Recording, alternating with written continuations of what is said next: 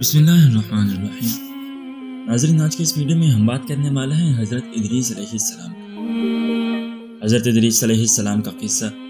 اور حضرت ادریس علیہ السلام وہ پہلے نبی ہیں جنہوں نے اپنی موت کو مؤخر کرنے کی، یعنی اپنی موت کو تھوڑا سا لیٹ کرنے کی، وقت کے بعد مرنے کی۔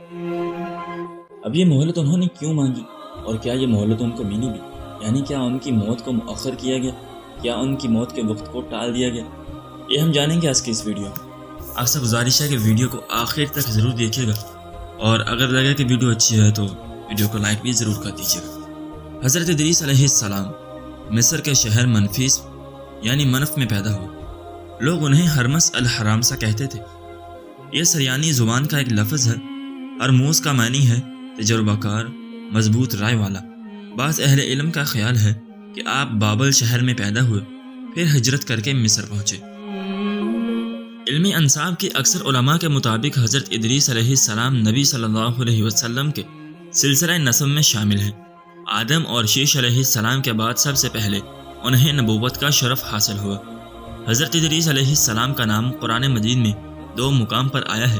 ارشاد باری تعالیٰ ہے، اور اے نبی اسماعیل، ادریس اور ذوالکفل کا ذکر کیجیے، یہ سب صابر لوگ تھے، ہم نے انہیں اپنی رحمت میں داخل فرمایا، بلا شبہ یہ نیک لوگ تھے۔ اور دوسرے مقام پر اللہ تعالیٰ نے ان کی بابت یوں فرمایا، اس مقدس کتاب قرآن مجید میں ادریس کا ذکر کیجیے، بلا شبہ وہ بھی نہایت سچے نبی تھے، اور ہم نے ان کو اونچی جگہ اٹھا لیا۔ اس آیت مبارکہ میں اللہ تعالیٰ نے ادریس علیہ السلام کی تعریف کرتے ہوئے انہیں نبی اور راست باز قرار دیا ہے۔ اللہ تعالیٰ کے فرمان اور ہم نے ان کو اونچی جگہ اٹھا لیا تھا، اس کی وضاحت صحیحین میں مذکور معراج کی احادیث سے ہوتی ہے، جس میں بیان ہوا ہے کہ چوتھے آسمان پر ان سے رسول اللہ صلی اللہ علیہ وسلم کی ملاقات ہوئی تھی۔ امام ابن جریر نے بلال بن یساف سے بیان کیا ہے، انہوں نے فرمایا حضرت عبداللہ بن عباس رضی اللہ تعالیٰ عنہ نے میری موجودگی میں کعب احبار سے فرمایا، ادریس کے بارے میں اللہ کے اس فرمان کا کیا مطلب ہے، اور ہم نے ان کو اونچی جگہ اٹھا لیا تھا۔ کعب نے فرمایا، اللہ تعالیٰ نے ادریس کی طرف وحی نازل فرمائی، میں آپ کے اعمال میں روزانہ تمام بنی آدم کے اعمال کے برابر اضافہ کروں گا۔ اس سے غالباً ان کے زمانے کے تمام انسانوں کے اعمال کے برابر ثواب مراد ہے۔ ان کے دل میں خواہش پیدا ہوئی کہ ان کی نیکیوں میں بہت اضافہ ہو جائے۔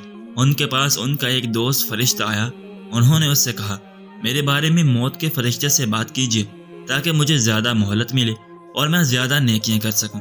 فرشتے نے انہیں اپنے پروں میں چھپا لیا اور انہیں لے کر آسمان پر چلا گیا۔ چوتھے آسمان پر اسے ملک الموت اوپر سے آتے ہوئے ملے۔ اس نے ملک الموت سے اس معاملہ میں بات کی جو ادریس علیہ السلام نے کہی تھی۔ ملک الموت نے فرمایا، ادریس علیہ السلام ہے کہاں؟ اس نے کہا، وہ میری پیٹھ پر ہیں۔ ملک الموت نے کہا، تعجب ہے، مجھے بھیجا گیا تھا اور حکم ہوا تھا ادریس کی روح چوتھے آسمان پر قبض کروں۔ میں دل میں کہہ رہا تھا وہ تو زمین پر ہیں، میں ان کی روح چوتھے آسمان پر کیسے قبض کروں؟ چنانچہ انہوں نے وہاں ان کی روح قبض کی۔ اللہ تعالیٰ کے اس ارشاد میں اسی طرف اشارہ ہے، اور ہم نے اسے ایک بلند مقام پر اٹھایا۔ حضرت عبداللہ بن مسعود اور عبداللہ بن عباس سے مروی ہے کہ الیاس اور ادریس علیہ السلام ایک ہی شخصیت کے 2 نام ہیں۔ اس کی تائید میں حضرت انس سے مروی معراج کی حدیث پیش کی جاتی ہے، جس میں مذکور ہے کہ جب نبی صلی اللہ علیہ وسلم ان کے پاس سے گزرے تو انہوں نے آپ کا استقبال کرتے ہوئے فرمایا تھا، نیک بھائی اور نیک نبی کو خوش آمدید، جبکہ حضرت آدم اور ابراہیم نے فرمایا تھا، نیک نبی اور نیک بیٹے کو خوش آمدید۔ اگر ادریس آپ کے اجداد میں سے ہوتے تو وہ ان دونوں کی طرح آپ کو بیٹا کہتے، لیکن یہ استدلال ایسا نہیں جس کا جواب نہ دیا جا سکے، کیونکہ ہو سکتا ہے کہ راوی کو الفاظ اچھی طرح یاد نہ رہے ہوں، اور یہ بھی ہو سکتا ہے کثر نفسی کرتے ہوئے خود کو باپ کی بجائے بھائی کہا ہو۔ آدم تو تمام انسانوں کے باپ ہیں، اس لیے ان کا نبی صلی اللہ علیہ وسلم کو بیٹا کہنا ہی مناسب تھا، اور ابراہیم اللہ کے خلیل ہیں جو اولو العزم پیغمبروں میں سے نبی صلی اللہ علیہ وسلم کے بعد سب سے بلند مقام رکھتے ہیں۔ ان سب حضرات پر درود و سلام نازل ہو۔ امام ابن اسحاق نے ذکر کیا ہے کہ حضرت ادریس ہی نے سب سے پہلے قلم سے لکھا۔ ان کی پیدائش کے وقت حضرت آدم علیہ السلام زندہ تھے، اور آدم کی وفات کے وقت ان کی عمر 308 سال تھی۔